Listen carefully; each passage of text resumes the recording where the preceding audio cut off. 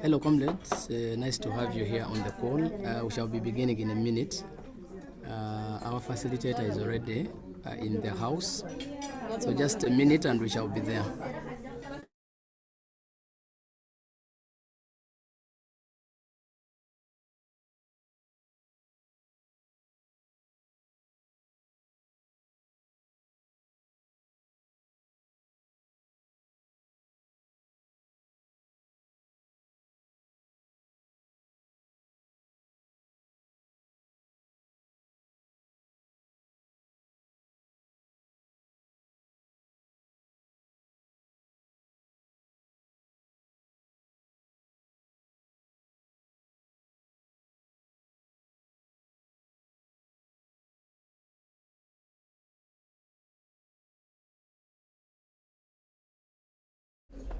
Okay, colleagues, I think it's now 10 minutes after.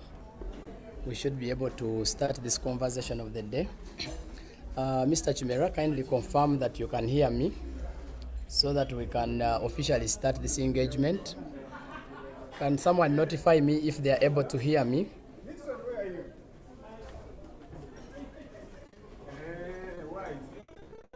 Yes, we can hear you. All right. So thank you so much, colleagues, for sparing your time once again this week to come and join us for this important conversation. Today we shall be building from where we stopped last week, rather early this week, trying to look at aspects of safety on the internet amidst the AI generation. Today we shall have a little bit of some bit of practical sessions, and then Doctor will dive us into other threats online, and then we can be able to have our questions. Kindly take note of any questions that you may have regarding today's discussion, but also in relation to the previous discussion we had on Monday, so that he's able to attempt to answer all of them. I am now going to also request us that in any case, if you have an experience you want to share, kindly have it. I will be able to give you some bit of time towards the end to be able to share your experiences, but also feel free to keep sharing your experiences in the chat. It would also be very important that you can alert more of your colleagues to join the call so that they don't miss out on the practical sessions of the day. We need to make sure that we are moving at the same pace and everybody is able to have some bit of practical sessions. If you have your computer nearby, it would also be nice if you have it closer so that you can do some sort of practice of whatever doctor is going to share with us. Okay, so join me, welcome Dr. Peter to come and share with us the package of today. Since it's already coming to 15 minutes after 2, I think the rest of the colleagues will keep joining us. We're already 30, so I think that we can start off the day. Maybe he would recap with us and then he dives into today's presentation. Let us keep learning, let us keep unlearning, but also let us keep relearning. So Dr. Peter, I want to welcome you for this session. Kindly, the microphone is now yours. You could start off the session. Thank you.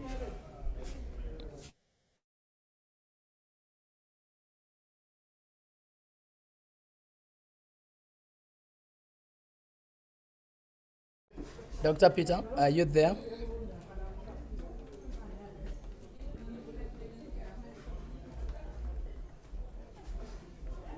I had seen Dr. Peter on the call. Okay, Dr. Peter, please, the floor is yours. You could share with us. Let me be sure if he can hear me, but he's muted. Doctor, you need to unmute.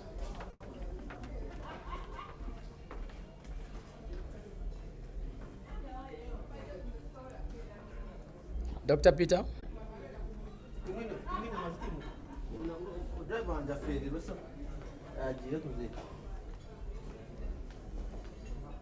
Okay, thank you very much. I think the settings were not allowing me to unmute. But right now I can unmute. I've been trying to unmute, but it was telling me that I need to ask the administrator. So thankfully, I'm able. Now I'm going to request anyone who is not unmuted to do so, because we are receiving some form of echo.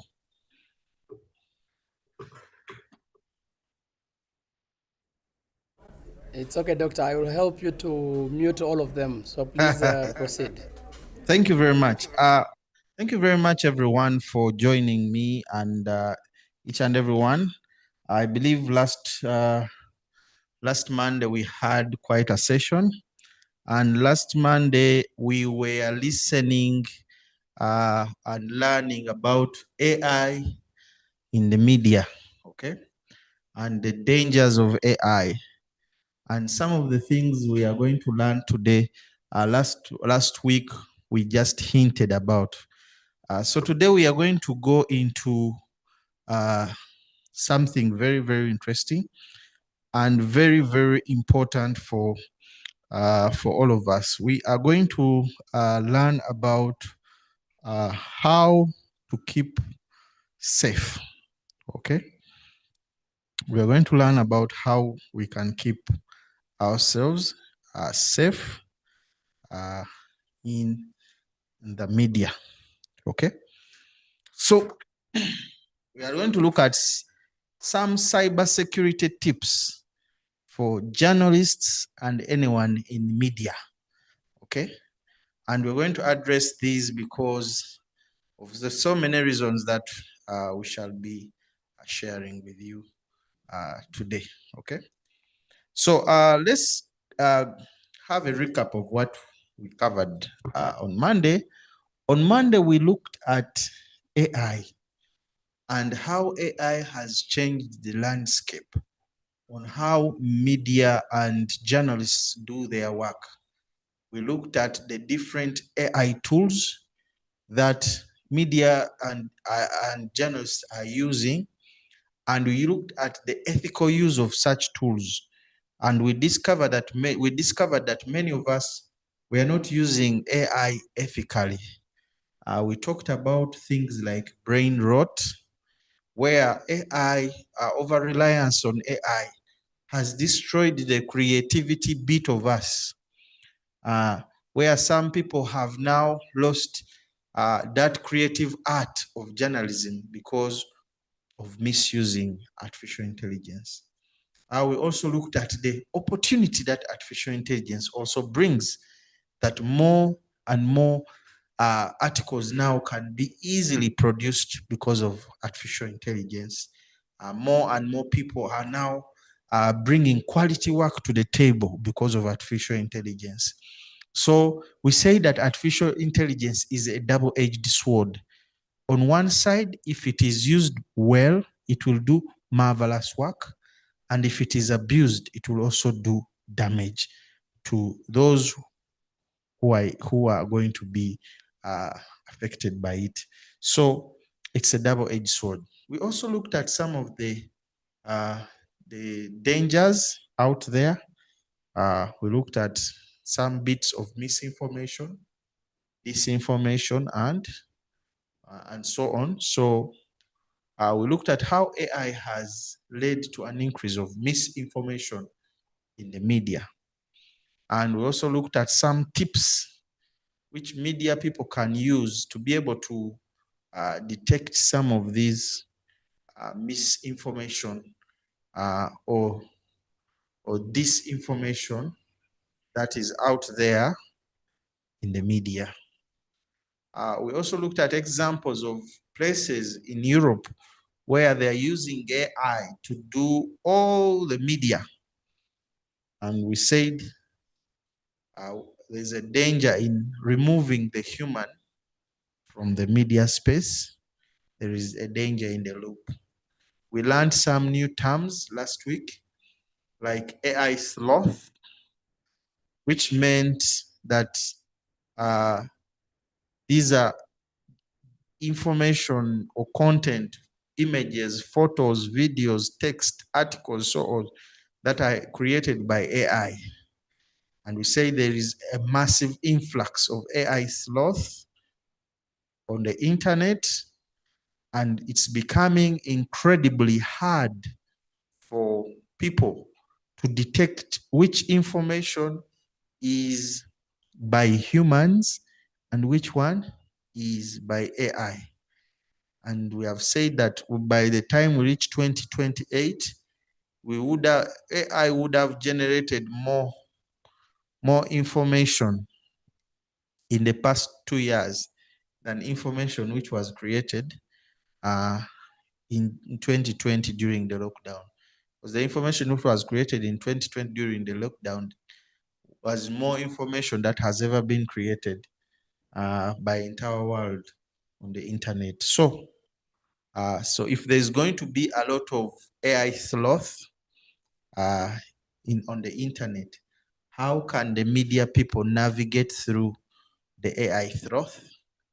And also we looked at how they can remain relevant in their jobs, because even just refusing to use AI is a danger to these media personnel's jobs. So that's how we covered up Monday. So today we are going to look at something called digital security for media personnel and journalists. Okay, we want to talk about how do we keep ourselves safe on the digital space as journalists and as media professionals. Okay, so we are going to address all those issues in the next 30 minutes or so. Okay, so we are going to look at why are journalists targets for these attacks. We're going to look at some cases, the threat landscape. Which defenses can you put in place? Some do's and don't do's and checklists so that you can remain safe on the internet. We're also going to look at some newsroom sources and crisis, especially when there is a cyber attack. What do you do when you have been attacked on the digital space? Okay, so those are things we are going to look at. One important thing, why is this an issue or a journalism issue? Okay, this is what we want first to understand. One, why are you journalists also targets of these attacks on the internet? One of the most important thing is attackers want what you have on your devices. Okay, they want that information you have on your devices. That's why you are a major target. Okay, for example, unpublished work.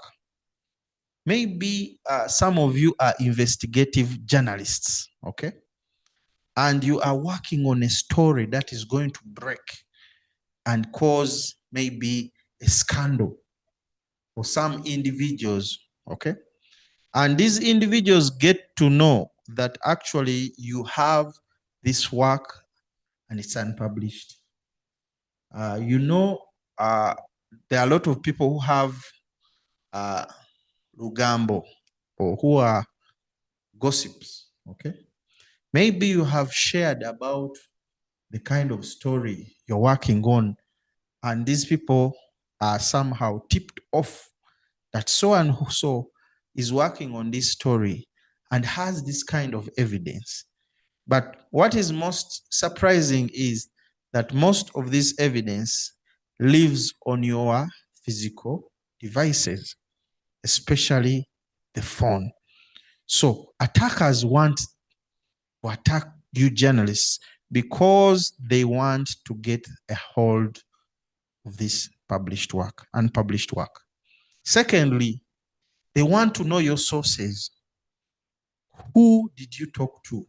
So that means they even want to go into your phone conversations to see who have you been calling as you've been developing your stories, okay? Who is the whistleblower? Who is telling or talking about the information that these attackers don't want you to publish, okay? So if they know that they can compromise your phone, then they can get the entire network of your sources. May not even just be the phone, your computers. So that is why they're interested, because they want to know who is whistleblowing.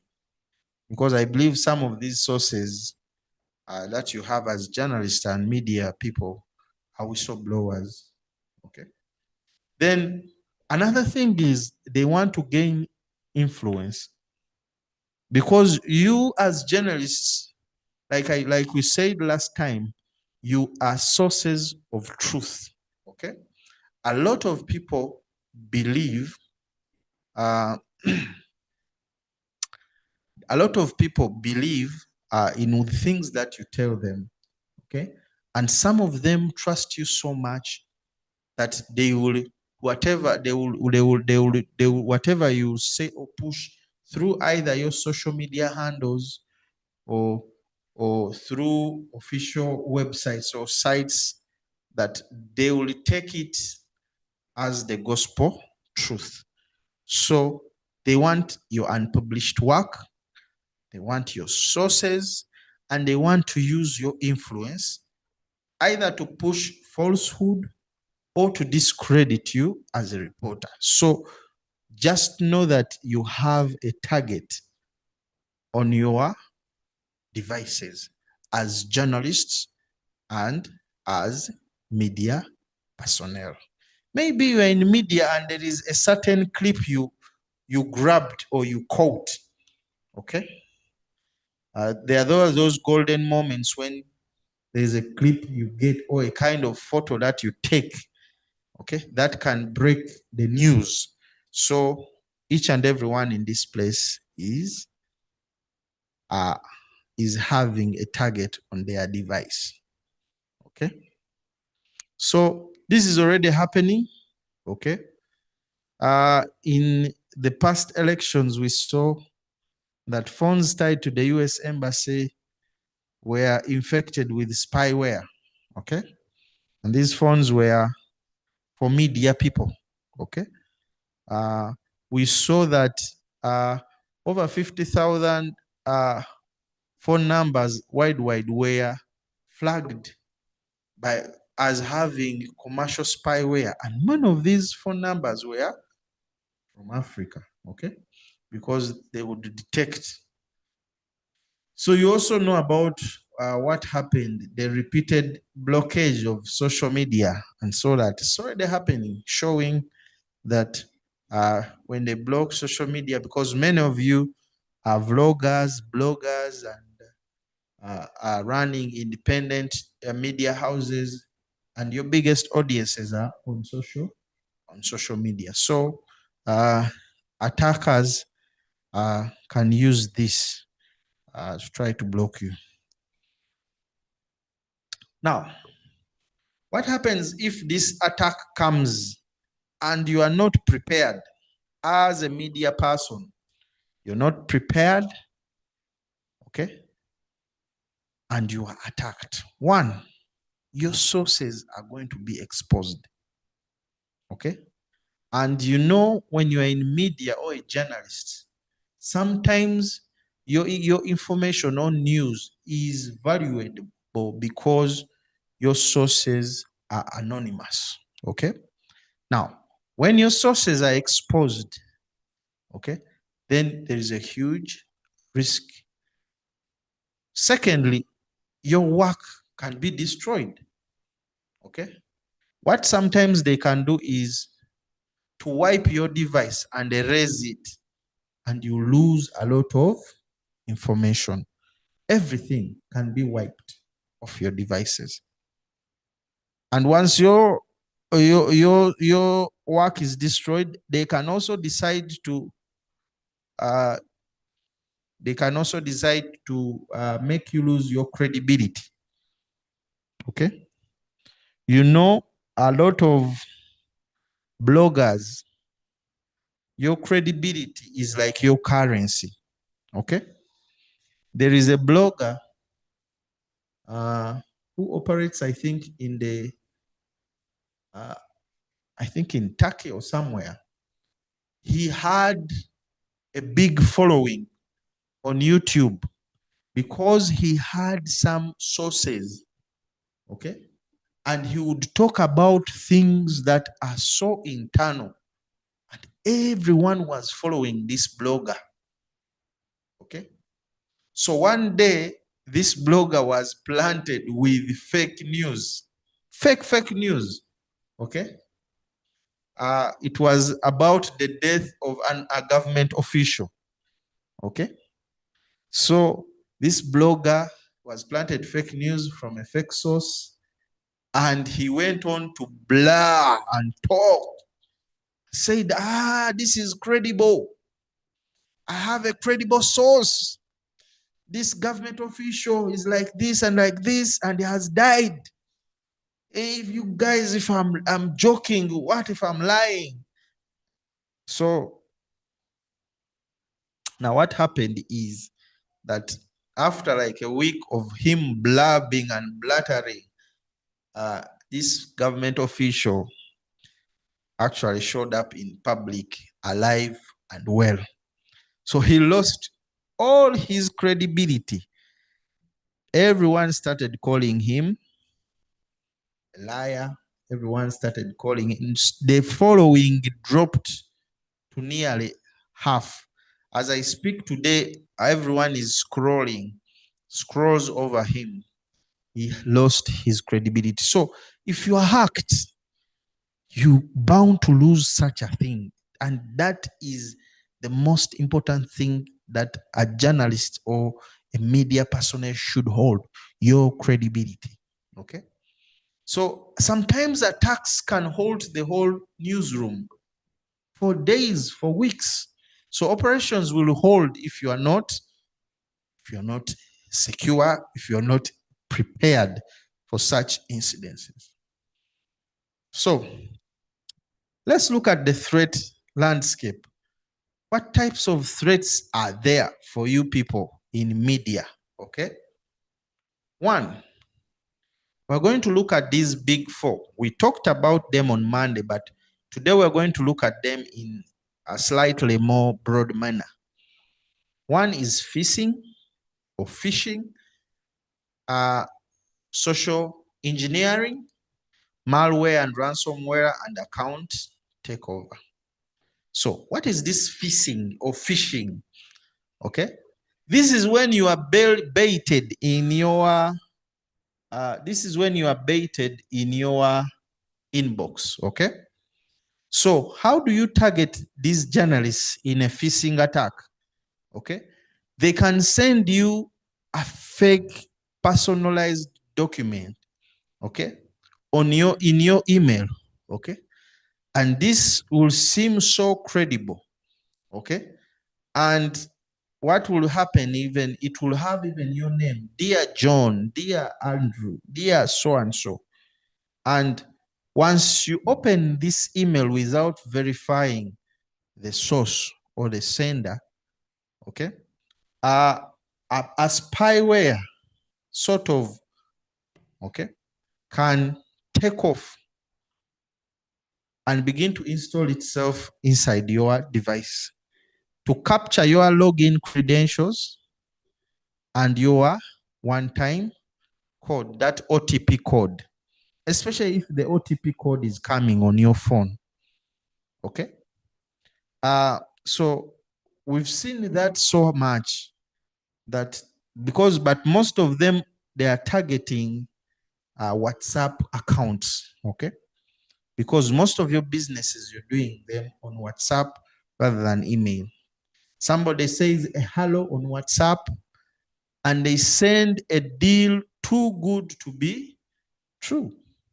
They send a link from an unknown source in your WhatsApp or in your email, a document, and you go ahead and open it. Okay? So some of those messages usually have either urgency or flattery. It says your account will be closed. Or you will hear things like exclusive documents inside. We want to offer you a fellowship, or they want to offer you money or a scholarship, and so on. So there you go, in 2024, I fell a victim of a scam. Okay, I had thought that with all my books, us land people, sometimes we want to think that we are very, very clever, that we cannot be scammed. My God, scammers can use the angle you never expect and still will scam you. They scammed me, and from that day I learned a lesson that when something sounds too good to be true, okay, definitely it is too good to be true. Don't wait to learn it the hard way. So if they are sending you an email and they are offering you things which seem like, oh my God, okay? So first check and see who is the real sender. Okay? Then before you open it, okay, you can ask yourself, or you can hover, okay, on those links to see the domain. So before you click, hovering means just place your mouse on the link. If they have sent you a button that register now, okay, place your mouse on the link and it will show if it's real or not. Okay, so also you look out for pressure tactics. Okay, things like urgency and flattery, those are red flags. We are going to close your account today. Someone says that we're going to close your account today. Okay, there is somebody who is annotating our screen. I would ask that, I think it's ICT something. Kindly stop annotating the screen. You are putting ticks and so on. I'll ask Dr. Wambale, please, can you deactivate annotation for other members? So let's continue. So name the pressure tactic and verify on a known channel. Okay? Before you click the links, first go online. I'm going to share with you later on a link you can use sometimes to verify these emails, especially those who are using Gmail. Okay? So phishing or phishing is there. It does not, for it, it's not a technology thing. They will sell you a good story to make you to click a malicious link. Okay? What about social engineering? Okay? Someone poses as a credible source that they have some Lugambo for you. Okay? So they'll pose as a credible source, and all they need to get from you is to be able to trust them. Okay? Others will use what we call the long con. They will build a rapport with you for over days. There is a friend of mine who I know whom they used a long con on Facebook. Okay? Somehow, somebody had a fake Facebook account and with handsome images of a man, very handsome images of a man, and he went on the long con, started talking to her for almost a month, and they were talking almost every day. And they fell in love. So we were called and told that they have fallen in love. So when she told me that she has found love on the internet, who was I to refuse? But there was one red flag always. The guy said he's a Marine, and whenever she requested to be on WhatsApp, he would say that they are not allowed to be on WhatsApp. Okay. They are not allowed to be on WhatsApp. They are not. Simply, they are not. Okay. So because they were not allowed to be on WhatsApp, she could never ask for like video calls, like, let me see your face. Okay. So they kept chatting until one day he was like, he's coming to see her in Uganda. So she prepared. I remember she even made her hair and so on. So he said he's now in Kenya airport. And then he called her and sent her a message and said that he is stuck in Kenyan airport and he wants her to send $500 because his cards are frozen in Kenya and not working, and he wants to fly over to Uganda. Okay. So to us, that was a red flag because we had long waited for the money. So this lady called us looking for money to send to her boyfriend. So after we investigated, we discovered that this boyfriend was actually Nigerian, okay, and not a Marine. So some can pose to be your sources, yet in actual sense, they are looking for a way in, okay? They will play the long con, the long one. Even if it takes weeks, they will be patient, okay? Then we have SIM swap and reset abuse, okay? Attackers can convince you to move your number to another SIM and intercept your calls. Or in Uganda here, there is another con for the SIM cards that when you go to register a SIM card with these guys who are seated outside, you know those guys who say, line ya bwerere, okay?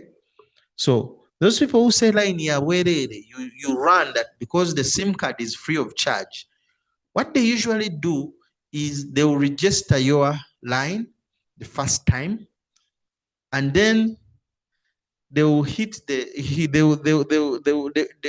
they will show frustration and say the network has refused.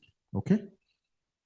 After showing frustration and saying the network has reduced, they will ask that they repeat the process. Okay. And then they repeat the process. They can even do it 3 times. Say, the network. So little do you know that they actually have registered 3 SIM cards in your name. 3 SIM cards in your name. Now, what they do is some of them go on to sell these SIM cards to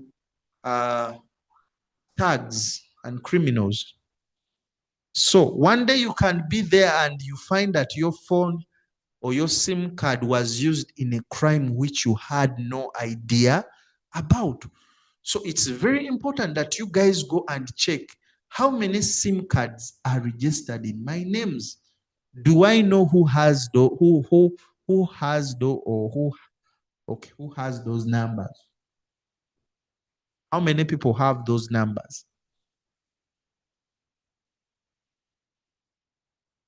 So because you don't check, you can find yourself in a lot of trouble. We've seen it.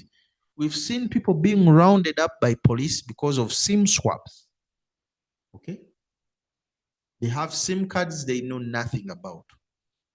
And also, as you are swapping your SIMs, make sure you are swapping them from authorized places. Otherwise, criminals can swap your SIM and clone them. When they clone your SIM, they are able to receive that OTP code. Okay, so that means they can easily enter into your accounts. So very, very careful with that. Then we have malware. Malware, these are things like worms, viruses, okay? They can use these. We've already talked about as a phishing or phishing attachment, or as a link, or as a fake app. I think many of you, when you are watching or using some of these platforms like Phonex, advertisements are always coming up from nowhere, and they want to force you to install some apps on your phones. So some of these apps, we don't know them. So you are advised not to just install those mobile apps you don't know. Install apps on the App Store. Once the app is on the App Store, it becomes easy because the App Store reviews every app for malicious code. So they make sure that every app which is there is not malicious. Some of you decide to install them because you've seen an advertisement, or you are playing a game. Okay, install. Those adverts can be annoying. Okay, but bear with them. Do not fall for installing things you do not understand. Uninfected USB or flash. This one is still very active. Okay, people who like borrowing USBs or flashes, this malicious software can move through flash to flash. I'm going to tell you a story about where a flash disk almost destroyed a company here in Uganda. Okay. So commercial spyware can take over your phones, and we have seen how it can move, can take over your cameras. Okay. You see, like for me, my camera has a lock. Okay. I can just open the lock and the camera will work, or I close it. Because some spywares can switch on your web camera on the phone even without you knowing. They can switch on the microphone and take over the microphone and also see messages and locations. And this is very simple and easy. Now, let me give you an example of a recent case we had, we saw in the Data Protection Office. Okay. In the Data Protection Office, there is a company which was sued because this company built an app. Okay. It built an app for lending people money. Okay. And people have been installed these apps willingly. Okay. Willingly. They lend people money, but one of the things they ask you for, to grant access over things like your messages, your location, and so on. So some people don't know the extent at which they are giving out, or they're surrendering their phones to malware. So they install a malware or a spyware on your phone, which will read your messages. So when you don't pay these people of those apps, okay, because that app is a spyware, nothing else, they will call you and tell you to pay up as quickly as possible. If you refuse, they are going to go into your logbook and see the people you have been calling, and they begin calling those people and asking those people to tell you to pay. Okay. There was an incident when they called somebody's mother-in-law. And his wife is the one who informed him ati mama agambye bakubanja emitwalo 5 bamukubidde sasula, that my mother has told you that they have some people have called asking that they are demanding you 50,000. So you can imagine the embarrassment calling your mother-in-law over a loan. Okay, so it is some form of spyware. Some of them even know where you are. Okay, that if you refuse to pay, they will track you up to a certain point and say and find you physically. Okay, sometimes these commercial spywares, you don't even need to click anywhere, but they will take over your phones. If they take over your microphone, meaning that they can even hear everything you can do. Another form of commercial spyware I know is in car trackers. Okay, did you know that some of these car trackers, you can even listen into the conversation inside the car live? Okay, without even calling, you can listen in. Okay, so someone can install a car tracker in your phone, or a tracker, and does not even tell you that this tracker has listening microphones or listening capabilities, and you'll be able to hear all your conversations, because you didn't even know that car trackers not only capture locations but even voices. They capture voices. Okay, some of them even have cameras. They'll take photos of camera. The tracker, you take photos of the occupants inside. So they have become that sophisticated. So you need to be careful about that. Then ransomware is the kind of spyware which will come and take over your phone, and it will encrypt or wipe all your information, or it will make all your information inaccessible.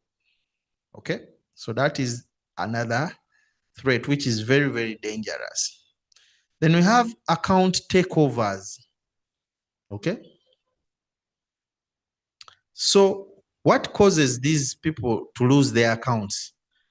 There was a popular Ugandan called Anne Kansime. Okay, she had a YouTube account with more than 1 million followers, and a Facebook account also with more than 1 million followers. So on YouTube, if you have more than 1 million followers or subscribers, you are paid a certain monthly amount. I think she was earning from it about $5,000 per month. 5,000. Okay. But then it was hijacked. So some of you, your accounts were hijacked, can be hijacked and taken over. And what they will do is they will threaten you, or they will try to blackmail you to give them money so that they can give you your account back. So they can either use the account to destroy your reputation, or they can use it for their own financial benefit. Now, luckily, Anne Kansime was not, it was not for destroying her, because they would have posted bad things and there was nothing she could do. Okay. So I've seen that. I've seen that also. My pastor, the pastor of one of my pastors, his Facebook was hacked. When I traced where it was hacked from from Nigeria. Okay. So remember, now they are using it to post images of Illuminati. Join Illuminati, join Illuminati. Imagine a pastor, man of God. So if someone even doesn't know that the pastor's Facebook was hacked, he would think that this man is, yeah. So he called me and we tried, we fought, and by the grace of God, because I think the hackers had not closed off everything. We were able to recover the account. Okay. Now, TikTok accounts are also on market. TikTok accounts are on market. So if you're on TikTok and you have followers more than 10,000, your account is at risk. Why? This is what people are doing. People are buying TikTok accounts at a big fee. Okay. Instagram accounts are being sold. So the value of the account is by the number of subscribers. So what they do, they hack into it, take over the account, and then sell it to someone who is like an influencer or who wants to become an influencer. But this person does not want to start on 0 subscribers. So they will take over your 50,000 subscribers. Okay? And they will create content. They will change the name of their account, create content, and so on. So these people are trying all they can to make sure that these accounts don't just change anyhow. So some of the causes of this are reused or weak passwords. Some of you use weak passwords, okay? Last on Monday, I told you about my wife who was using 22222 for her PIN code. Some of you, your password is your name. Your password is your birthday, okay? Or the birthday of your children. We know how you guys think. Or the birthday of your wife. That is your PIN number. Somehow it is related to a birthday. And I know some of you right now, you are feeling guilty. Okay? The password has no special characters. Nothing like a comma, a full stop, and so on. Okay? So your weak passwords are a problem. A password should contain at least 8 characters, but it's advisable to include in capital letters, small letters, symbols like hash, question mark, exclamation mark, numbers 1, 2, 3, 4, up to 9, up to 10. Okay? That will aspire to be a strong password. Then reuse the password. You have a password for one password for everything. Yeah, it used to be a smart move, okay? But it's a very risky move. You need to have different passwords for different accounts. So one of the ways you can do that is by having what we call password managers. If you know that, for me, I will forget this one's password and use what we call password managers. If you don't have two-factor authentication, then you are bound to face account takeovers. That two-factor authentication says that your password is not enough. But if you add something else to your password, like an OTP code, then it is going to become hard for another person to get it. Okay? So be very, very vigilant. Okay? Very, very vigilant on account takeovers. They are real. Okay? Make sure you have a two-factor or multi-factor authentication, that the password is not the only thing which allows you to enter. For example, like for me on my laptop, I use 3 things. Firstly is my fingerprint. Okay? After the fingerprint, on my phone, I have an authenticator. And then I have the password. The password is deep inside my head. The authenticator is an app on my phone. It keeps changing the code. And then I have the fingerprint. So if you have those 3 factors, if you have my fingerprint, my phone, and the password in my head, then you can enter into my account. Okay? If you manage to get the password, I also need to be there. There has to be a fingerprint for me to be to enter. Okay, so those three things make it very difficult for people to hack. Other forms of attack are infected flash disks, SIM frauds, then data breaches. Then I want to talk about two things that I did not mention. One is the rogue passwords. Okay.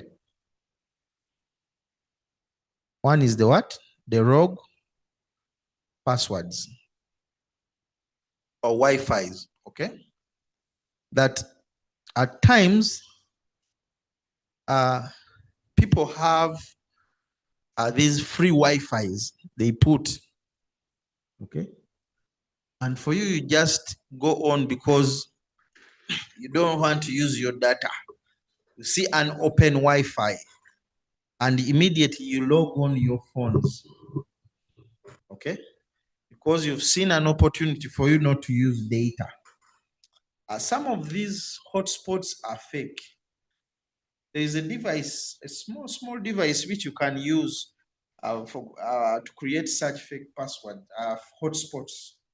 And once someone logs in, okay, on that fake hotspot, this is what happens. You're going to type in, let's say you're going to type in facebook.com, but because you are in the fake hotspot, the page which is going to come for facebook.com is going to be my page, which I have set myself. Okay. Now you will log it in. So as you are typing in the username and password in that page, it is recording your username and it is recording the password. Which keys have you entered as your password? So like we said, remember, you have signed on a fake hotspot, typed in your browser facebook.com. It has brought a page asking you to enter the username and password. When you type the username, it records it, and the password, it also records. Then it will refuse to connect. And then you become frustrated and then you leave it. But you've left behind your username and password. So the hacker will now just go, get your username and get your password and enter into your account. That's why we are insisting that password should not be the only form of protection you have. You need more. You need two or three or four factor authentication, because a password has become the easiest thing for hackers to get these days. Okay. That's very, very true. Then device seizure. So another form of attack is, for example, they come and confiscate your phone or your camera. Okay. If it is your camera, are the images on your camera, is your camera encrypted? Because you can have an encrypted SD card with a password that even if you remove it from the camera, okay, because most of the modern phones can allow you to encrypt your SD cards, that nobody can see the kind of photos you have taken, or even delete. So if it is phones which are confiscated in a raid, for example, okay, for example, now, if you're a journalist, okay, and you want to keep your information safe, things like holding Android phones, those are things you should leave for some of us who don't have any sensitive information to put on our phones. Why? Android, it's very easy to get metadata. Even without your password, someone can easily get in. Now, there are some phones like iPhones.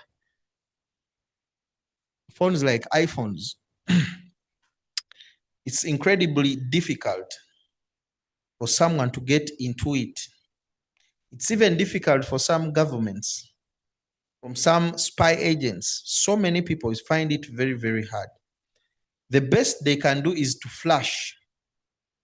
They can now flash the phone, flash the cloud, okay? But getting into an iPhone is a really hard task. So if you have sensitive information, leave this Android for some of us who don't carry those sensitive information. Okay? Buy devices which allow you to have strong encryption. Okay? Stop buying cheap phones and then you're putting sensitive information there. There's a reason why the iPhone is pricey. Okay? There's a reason why the iPhone is pricey. So that can also be a form of attack when your physical devices are stolen by attackers or hackers. Okay? So they will go and connect and try to retrieve as much information from there as possible. But like I said, stay away from cheap devices.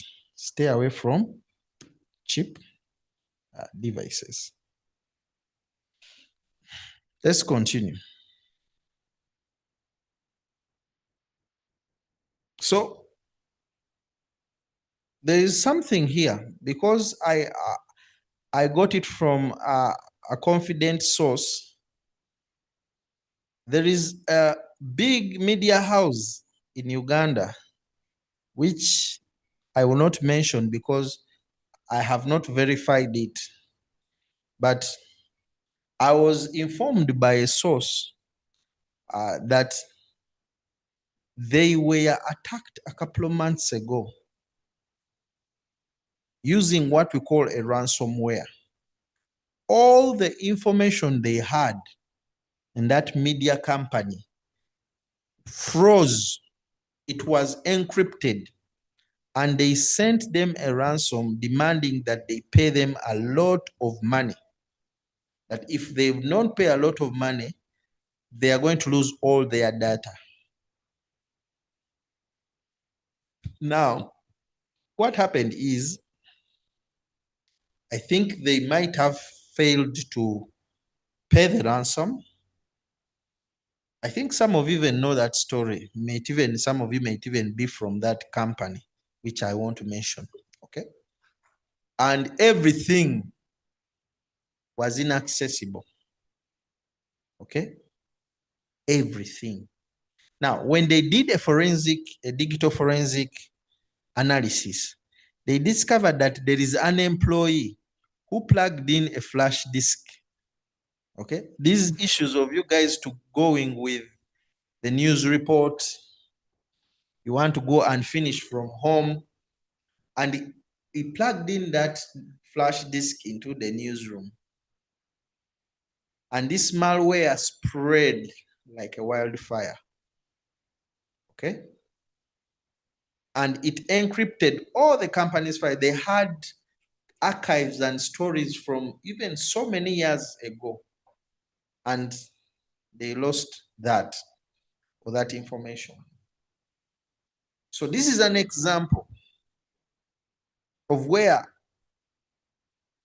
reluctancy of an employee or lack of information or ignorance about these security measures can cost the whole company. That's why it's very important for you guys to come for such trainings. You're not wasting your time. Maybe today you're working for another company, but tomorrow maybe you have your own company.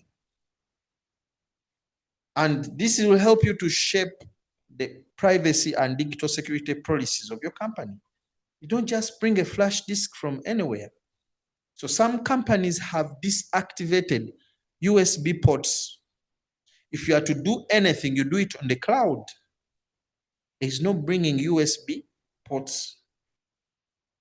So that people cannot just plug in things into the network. Now, this employee, for him, he was innocent. He didn't even know that he was the one taking the virus to that company. He didn't know. But like I said, if they want to make an attack of such magnitude, they will target you. Now, some people say that there was someone who had some news or information there which these people wanted to bury. Okay? Other people say that they failed, maybe they wanted money and so on. Okay. Others still insist. There are conspiracy theories that there was a burning story which was going to be so scandalous. And the only way to do that was to hide the evidence and so on. So we still don't know who did it. Okay. But like I said, it's very, very key that you take these matters seriously. Okay. So, like I said, why do your accounts get hacked? Weak passwords, already talked about it, and so on. So, we've talked about some cases. I've talked about a case in Uganda where an investigative journalist was warned by Apple. You know, Apple themselves, they warned this journalist and told him, an attacker is trying to enter into your iPhone. Apple. Okay. This is common public knowledge. You can Google it. Okay. So Apple security, they called and sent him and said, somebody is trying to enter your account. And some of you receive these notifications and you ignore. Okay. So don't ignore such incidences. Okay. So the lesson here is that keep your accounts safe, use multiple factor authentication, unique password, and so on. Because the stories here are so many. In neighboring Kenya, they compromised the official police report in 2025. The X, former Twitter. Some people compromised it, and you know what they did? They announced that the president had died. Can you imagine how that misinformation can cause chaos? So if you are interested to keep the company accounts, okay, be aware that it can be hijacked anytime if you are not prepared or if you're not careful. Okay.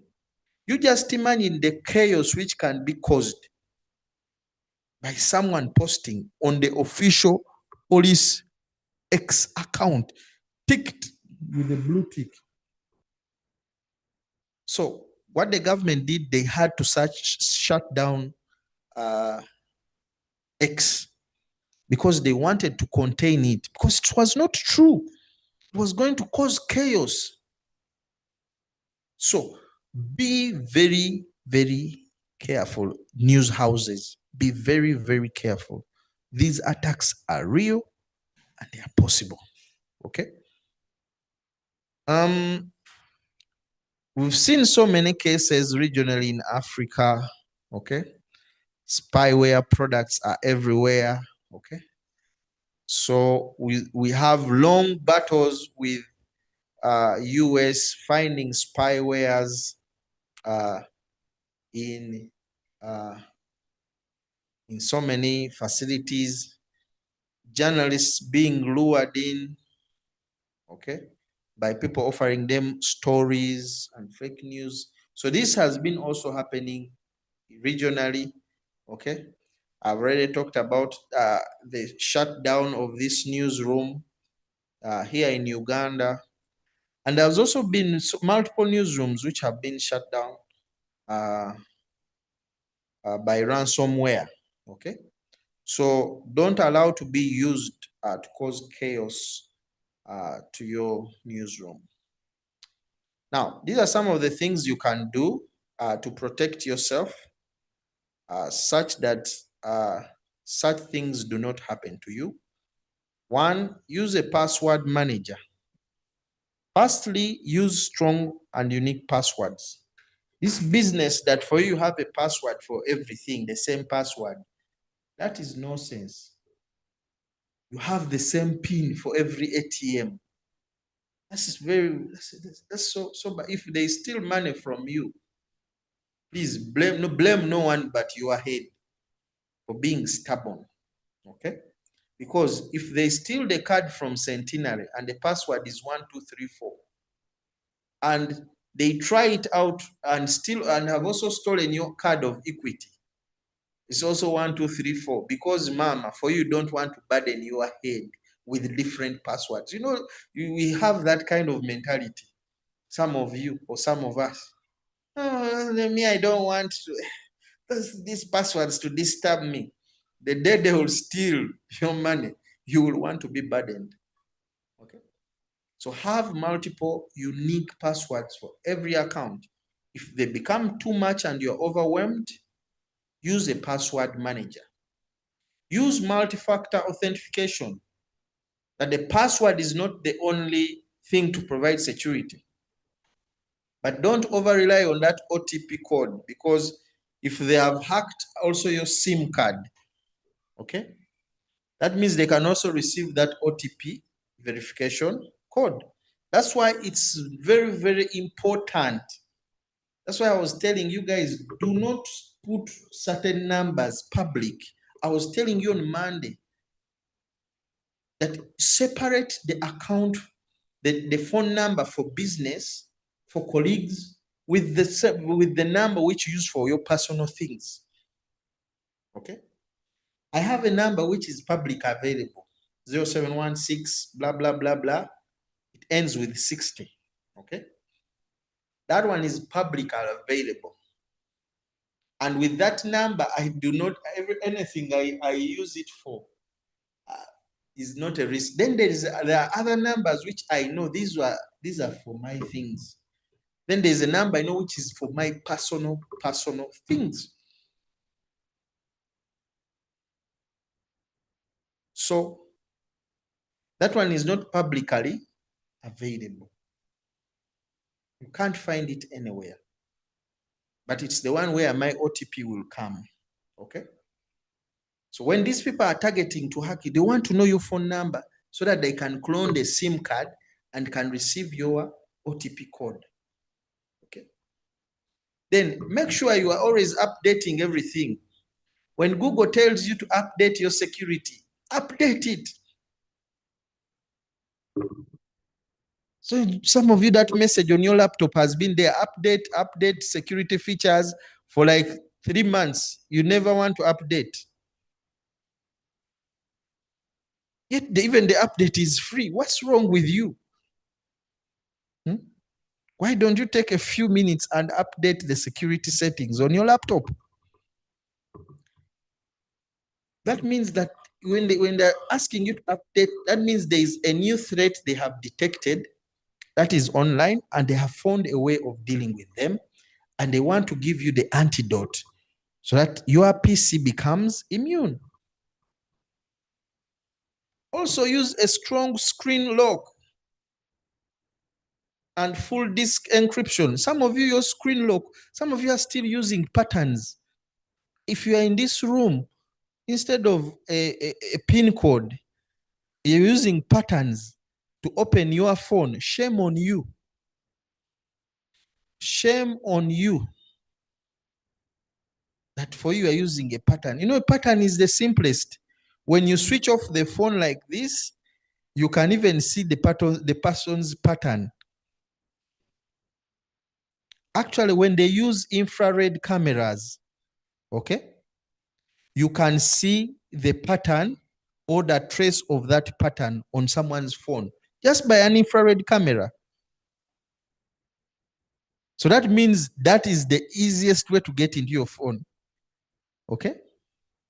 But when using a pin, it becomes incredibly hard. But these people have patterns, that for you want to make an N or a P or a snake or an L, and you're in this room and you think you are secure. Shame on you, because you are the one causing risk. If they land on your phone, opening it will not take like less than 2 minutes. You are not secure. So use a screen lock.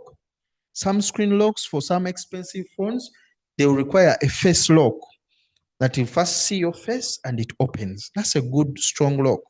Okay. Then full disk encryption. If you have a chance to encrypt your data, For example, if you have Windows laptops, you can create what we call encrypted disks, that even if your disk is removed and put into another computer, it cannot work. It will not reveal the information which is there. Okay. So the first demonstration, we are not going to go deep into it because of time, but I've taken here a screenshot, okay, to show you if you have received messages saying urgent, okay, your account is going to be closed in 24 hours. Verify account now. And for you, you just click because they have scared you that they are going to close it. Then you can be a victim of phishing. Okay. Look at the sender's domain. For example, this sender is saying no reply, account verification, .mail.com. That domain, go and check it out before you click. Is it genuine? Because if it's Gmail, we know where to verify from. So don't just click any phishing emails, or they have offered you a job or something and you're excited and you are clicking here and there. Okay. So first check it out. Okay. When you see things like dear user, you see like here there is dear user and not your name. That one is also a sign that this is a generic email, dear user. Huh? They want to switch off and they don't even know your name. They're calling you user. And even you go, and for you go ahead and open. You need to take time and say, my name is not a user. I've not used anyone. My name is John. So these people are calling me dear user. Okay. So, like we have said, use a password manager and multi-factor authentication. Okay. You'll use it. It's very, very important. Okay. Secure file sharing. Make sure that you also can save your files on the Drive or Google Drive if you have Google, or OneDrive if you have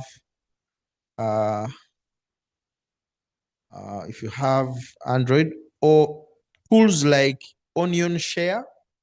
Okay. So make sure that you have a safe way of transferring those files to the cloud. Then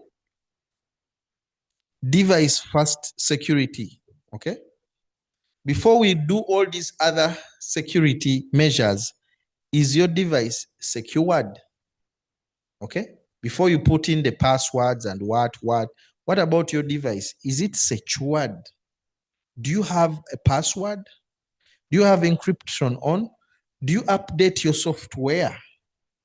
Okay. So all this will be pointless if your device is not secured.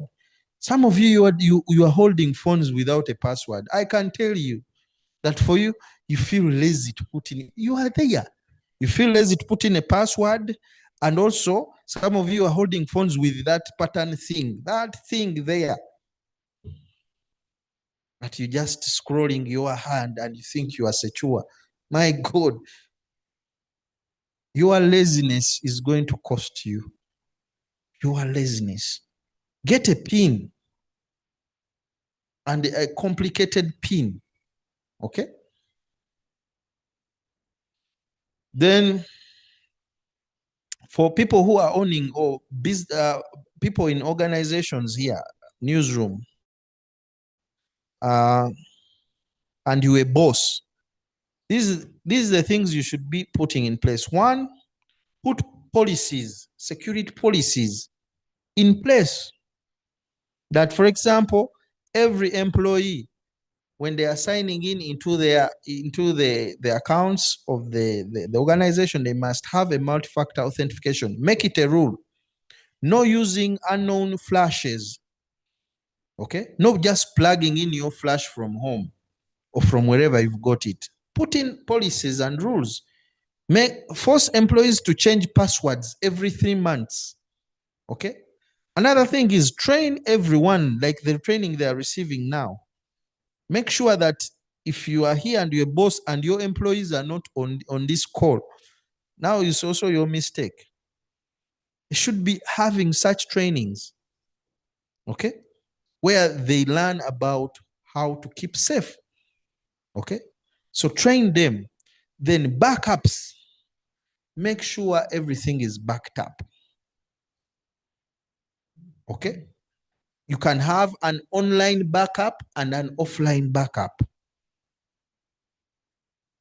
If you have an encrypted external hard disk, encrypt it and save your information there. For a rainy day, you never know what can happen. Okay? So always think about backing up information. Then control access. Make sure you change credentials when staff leave. When someone is fired, immediately revoke their credentials, remove their username and passwords. Okay? Very, very important if you are a boss. Okay? Now, what are some of the things you can do if you have been hacked or if you realize that you have been compromised, either as an organization or as an individual? First thing is disconnect that device from the internet. Okay? Disconnect it from the network. Secondly, okay, don't use now this compromised device to connect to any other. Okay? Reset and change the passwords of this device or account.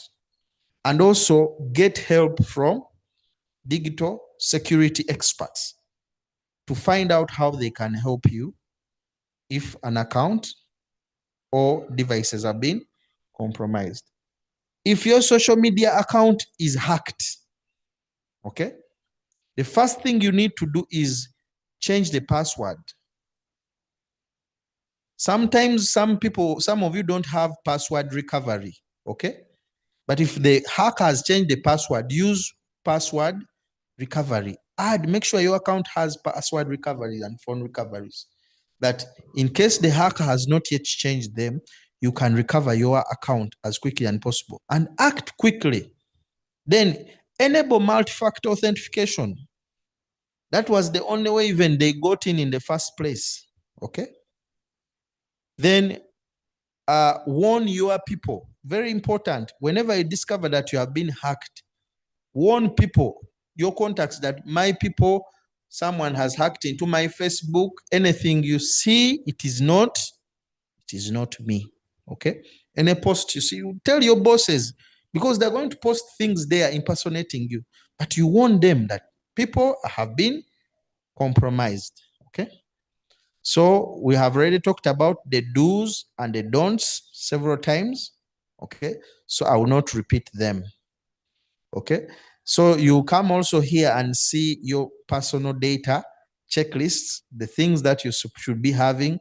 Install a password manager and so on. Turn on automatic updates. So many things. Build these habits. Okay. Do pulse checking. Okay. Pause and verify links. Don't just click any link.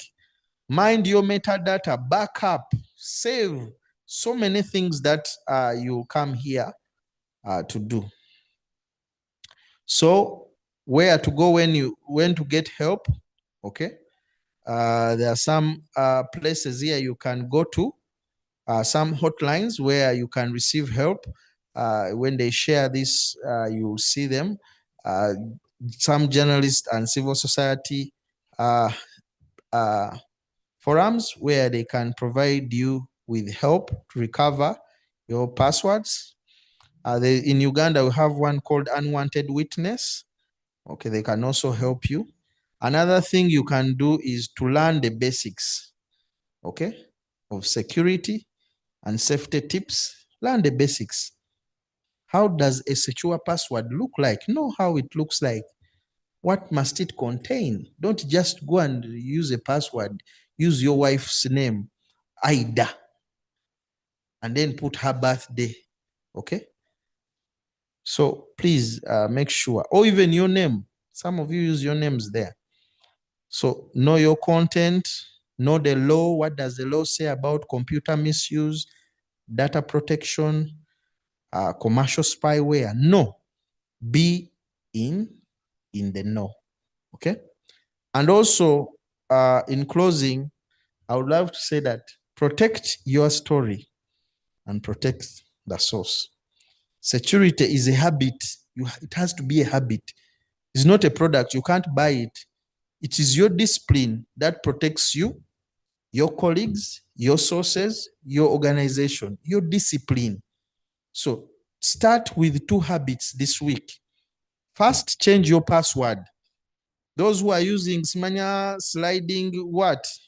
Those sliding pattern things. You begin with, let's begin with you people. You need a change of of habit.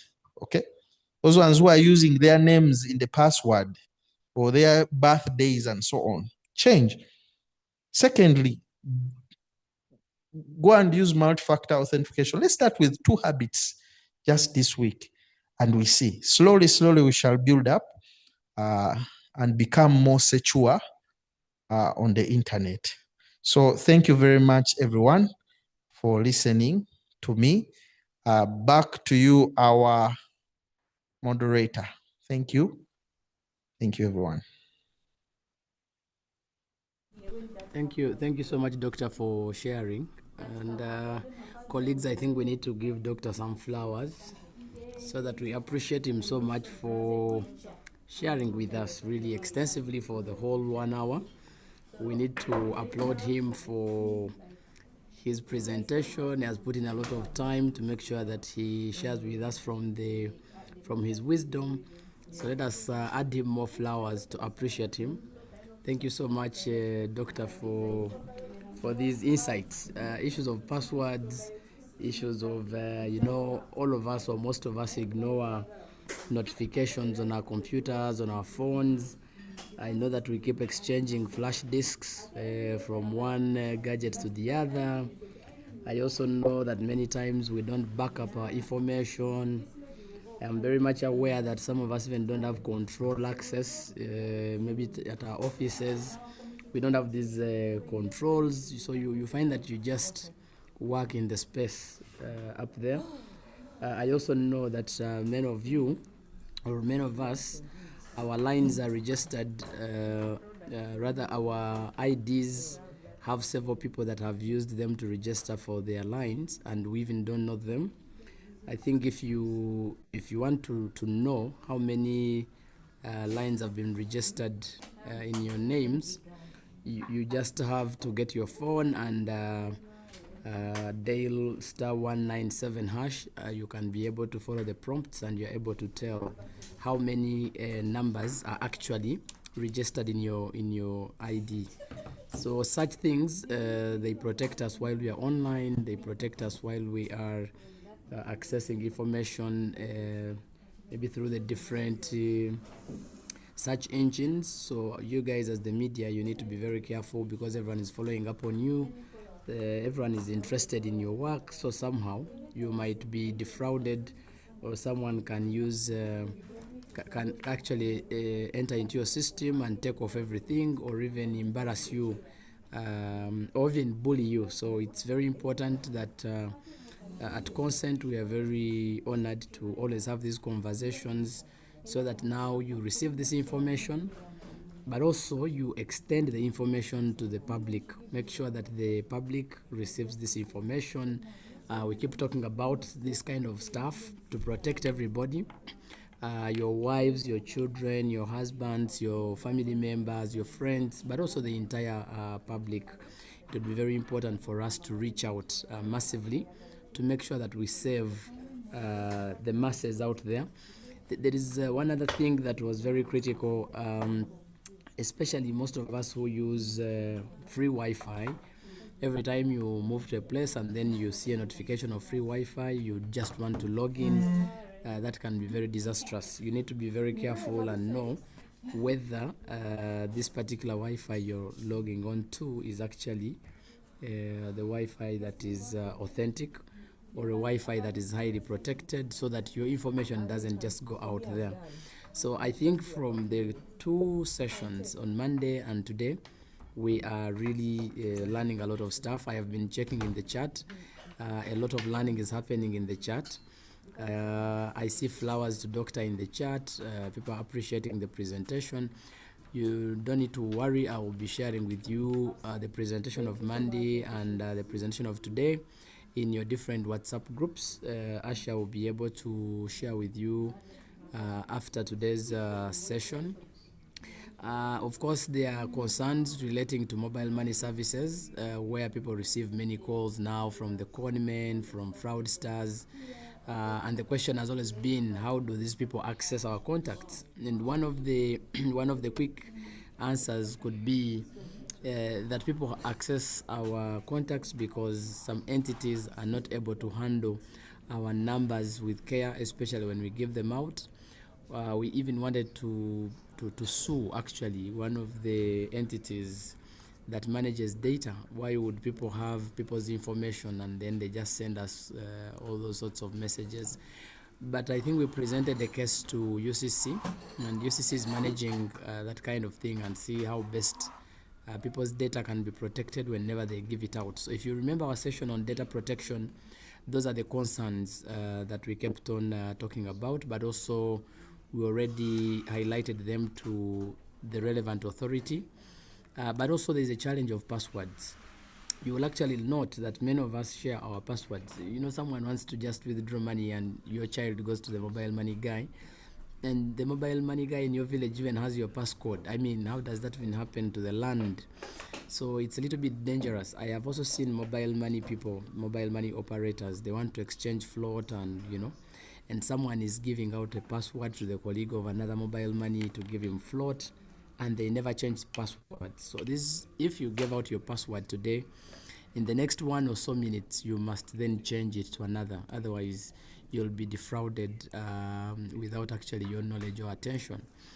And it's also very critical that these days we receive so many calls. Someone calls you claiming they're so and so, and then they're asking for this and the other. You need to be very careful because cloning now happens. They can clone your voice, and then, you know, someone is able to defraud you.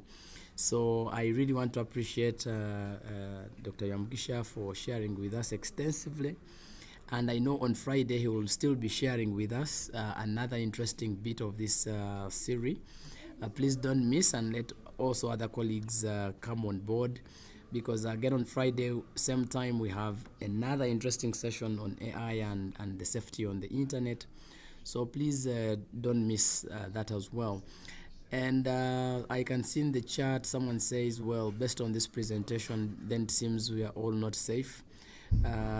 If one is to be a target, then one is likely not to survive. Yeah, but we need to find how best we survive online. When you're online, at least we need to try to minimize the risk of being defrauded. So ladies and gentlemen, I requested that if you have any questions or any experiences that you've not dropped in the chat and you'd want Dr. Yamugisha to listen to it or respond to it, I'll open up the floor for a couple of minutes so that I can give you space to speak. Either you give your experience or you ask a question, or relating to the subject matter that we are discussing. So here we go. Anyone with a question, please, this is the time. I'll be monitoring the hands. So far I don't have any hand up, so I'll just give it a little bit of a couple of minutes just to see if there's anybody who has a question, a concern, a query, a comment, or an experience relating to the subject that we are discussing. I will be glad to pick it up from there. Okay, let me see. Yes, this must be Scovia, right? Yes, Scovin, Metedio.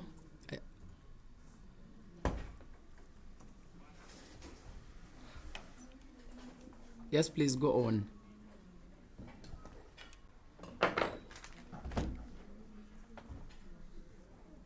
Okay, I think is let me just check this. Isaac, Good afternoon, colleague. good afternoon. How are you, sir? Still pushing on. Please, your question. Kodaiza, is a Cambodia. Vale. I think I wanted to share my experience. I have one issue. I don't know whether doctor can assist me. Someone, actually a colleague, friend of mine, opened for me a web blog. And most of the times I always experience, and even my viewers, tend to get nude videos, and of course there are also some adverts that are shared within that blog. I don't know how best I can reset or to reduce on those nudes.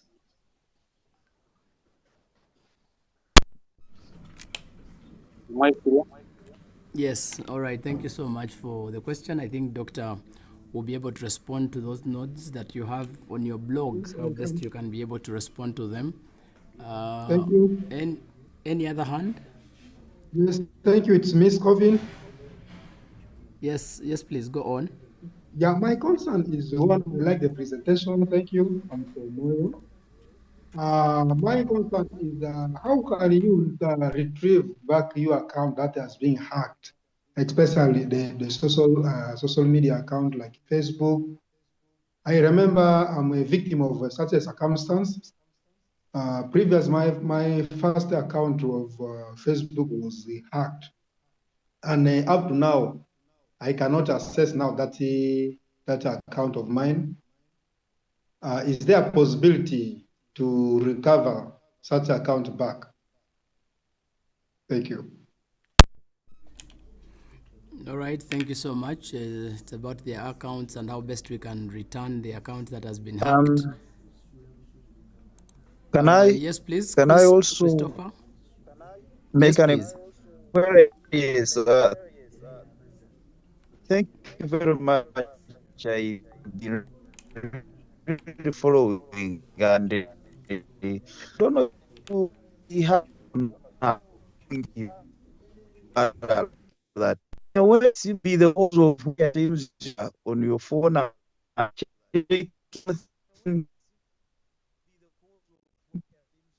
You see something desirable, something we could have missed it, but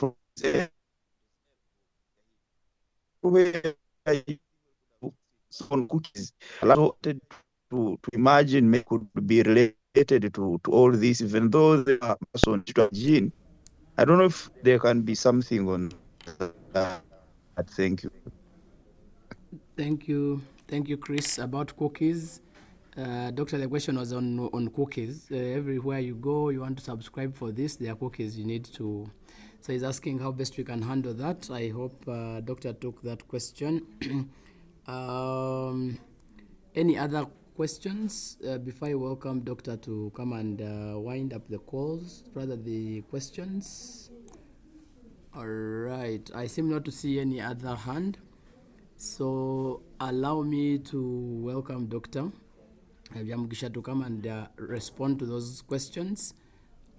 Yeah, Doctor, over to you, please. Okay, thank you so much for those questions and for your concerns. I can begin answering from the first question. As a gentleman who has a web blog, but he keeps getting weird advertisements and even nudes on the web blog. Maybe for it to be recovered, who made it for you? That's a very good question. and perhaps would love to have a look at it and how they designed it. So that will help us to know how to save you. And also you need maybe perhaps to think about possibility of thinking about redesigning that web blog. It seems it was infected with some form of malware which displays adverts. It has been a habit these days that you are seeing adverts almost everywhere. You want to read a news article, if an advert comes. You want to do this, an advert comes. So your website fell victim of that. And other websites can also fall victim of that. Now, these people are making money off you. They are charging the owners of the advert to push their adverts, and then they have come and hijacked your website or your blog post. Okay, so you need to think about redesigning it so that you can get rid of these blogs. But I cannot help you unless maybe I have seen the blog and I've seen the code, and I can have us review it and then see how we can help you. Then another person talked about password. Okay, another person talked about the password.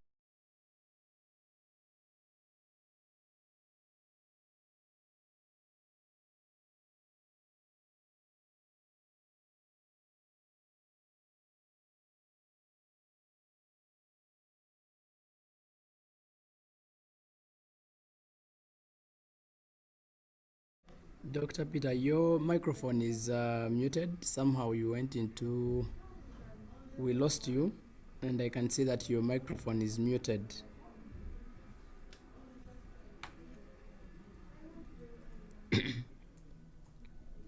Maybe someone could have disrupted his network. Dr. Byamugisha, we request that you unmute again.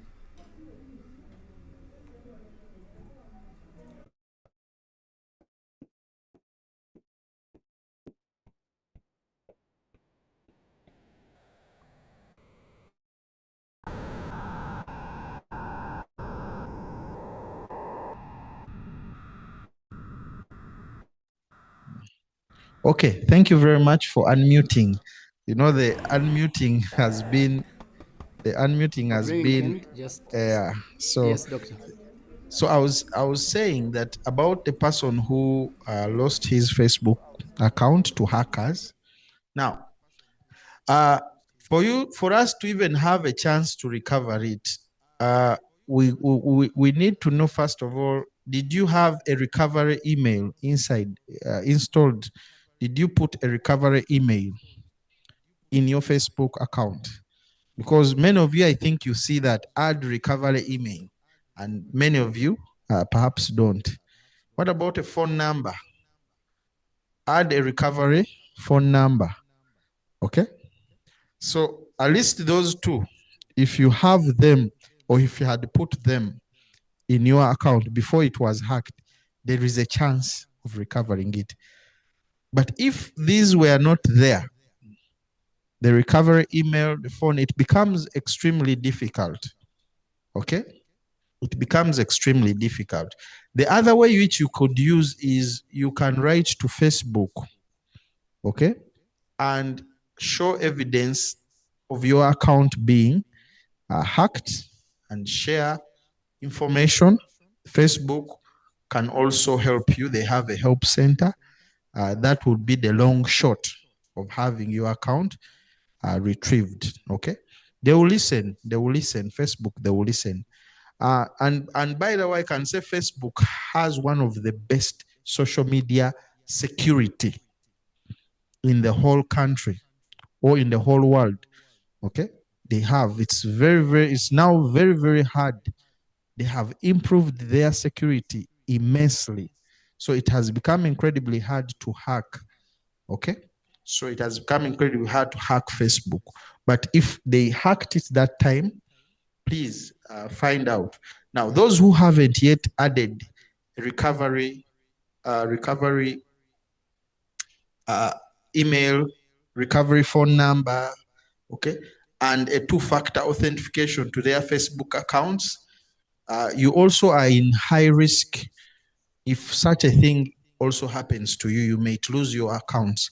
So today, go into Facebook security settings and make sure that you update them. Facebook, even others like X and so on. So go into your social medias. So there is a possibility, but it is slim, unless if you had those recovery things, okay? Then somebody talked about cookies, okay? Cookies are just a way in which the web browser is able to remember certain information about how you have been browsing. This is meant to help you to browse faster so that it doesn't have to load every information every time you visit that site, okay? So the page will load up quickly, okay? Now, some of these cookies will include personal information, okay? Like your credentials, okay? Sometimes they're asking you to accept certain cookies, yet some of these cookies are going to be taking credentials, okay? Such that you don't have to log in every time. Some of those cookies, that's what they do. So my advice to you is that you accept the cookies which you understand and always reject. If you see a website which is saying that in order for you to browse, you must accept all the cookies, and they're not giving you options, then you probably have no business browsing on that website, because like I said, some of those cookies are taking even your browsing history, information about you. They're spying on you. Some of the cookies are just spying on you, okay? So when you log in, they are sending information elsewhere. Some of those cookies are even recording what you are typing, okay? They record what you're typing. So if you're logging in your bank details, they will know that you are now logging in the ABSA. This is, you're doing, because the Bazungu do banking online. That's why for them, they are targeted so much. For us, we are still physically going to the banks. But the Bazungus, most of them, they sit home, get there, they do online banking, get on their laptops, enter the PIN password of the bank, and do their transactions from there. So they are targeted so much by these cookies. So for us, we are still going to the ATM because we are still in a cash economy. But for them, they are in cashless economies. So there's more bigger risks. So, but also you can also be at risk if you have sensitive information. So reject cookies. That's the only way you can manage them. Reject. You reject. If you don't understand and trust the website, reject. Nothing will happen to you. They will not sue you for rejecting. Otherwise, I think those were the questions. So I want to thank you so much, everyone, for listening to me and to do this, attending this training. And thank you so much. And we meet on Friday. Yeah, we meet on Friday. We'll have another revealing and another interesting topic for you on Friday. So thank you so much, and God bless you. Bye-bye. Thank you so much, Dr. Mugisha. I think we've really had an extensive conversation and very elaborate discussion.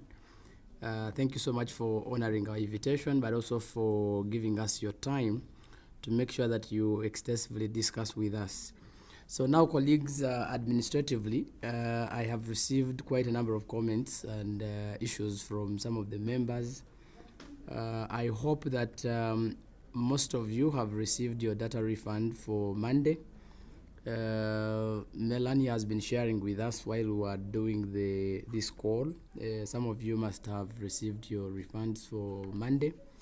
Those who are left are those who shared with us their contacts without their names. There are those also who shared their names without their contacts. So that kind of back and forth somehow has delayed some of you from receiving your resources for Monday. Please reach out to Asha if the evening comes before you receive your Monday data.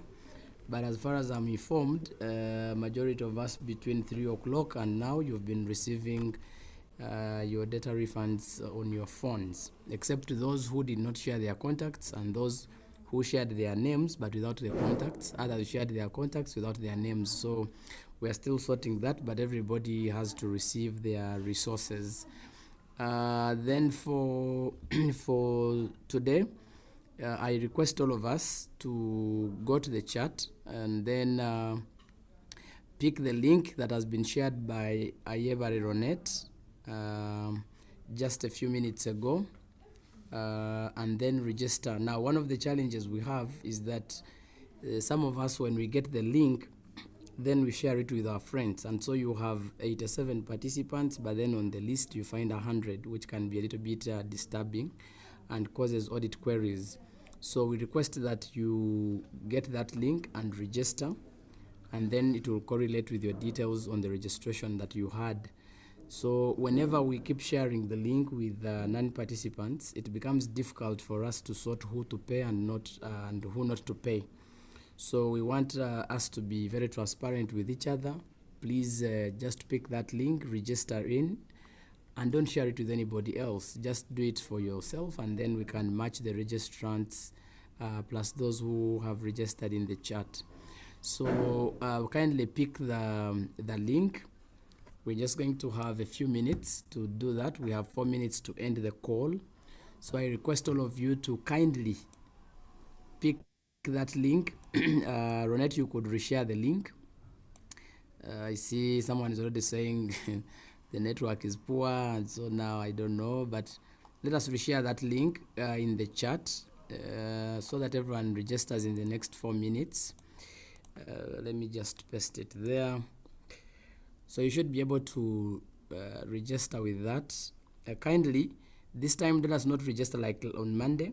The link has been recreated. Let us register with that link, I beg you. Last Monday we registered using the chat. Today we are using the link, and I've just reshared the link, and Ayebare has also shared the link. So please ensure that you register. Please put the number that is on your mobile so that we don't have challenges where the finance people are complaining that, you know. Yes, Obed. Obed, your hand is up. What's up? Yes, please, Obed, go on. I'm trying to register, but my link is not opening. Okay, let me just try that and see.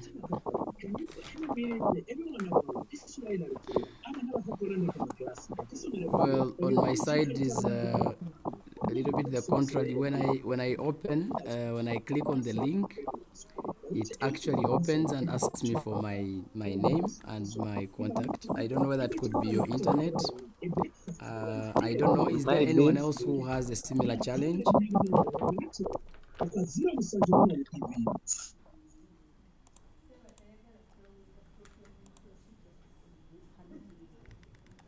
Let me see. Okay.